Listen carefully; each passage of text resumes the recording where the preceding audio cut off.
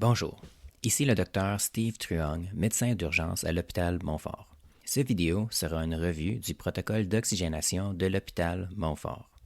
Ce protocole décrit comment oxygéner les patients qui ont un diagnostic confirmé ou chez qui l'on suspecte un diagnostic du coronavirus COVID-19.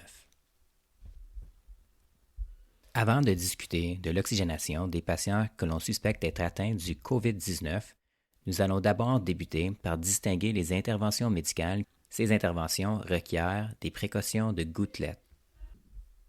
Les interventions médicales qui génèrent des aérosols sont les suivantes.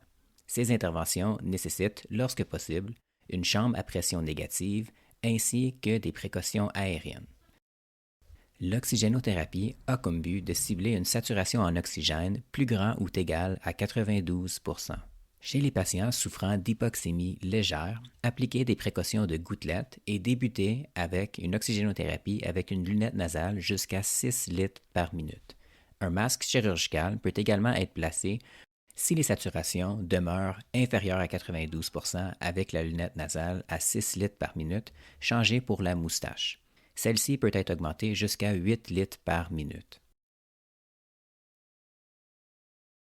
Chez les patients chez qui les saturations demeurent inférieures à 92% malgré la moustache à 8 litres par minute, appelez l'inhalothérapeute et considérez d'aviser l'équipe RACE. La prochaine étape dans le protocole d'oxygénation suggère l'application soit d'un ventimasque avec un réservoir d'oxygène à 100% ou le masque High-Ox avec un filtre viral. Le masque High-Ox avec le filtre viral est l'option préférée. Ce masque, tout comme le ventimasque avec le réservoir d'oxygène, peuvent être utilisés jusqu'à 15 litres par minute.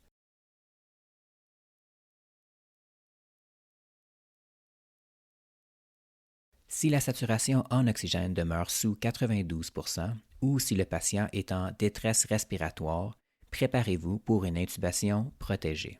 De nouvelles évidences suggèrent que chez certains patients qui apparaissent bien, nous pouvons considérer de retarder l'intubation au profit de stratégies de ventilation non invasive telles que la ventilation non invasive par pression positive ou la lunette nasale à haut débit. De plus, chez certains patients, nous pouvons leur demander d'adopter une position en décubitus ventral afin d'améliorer leur oxygénation.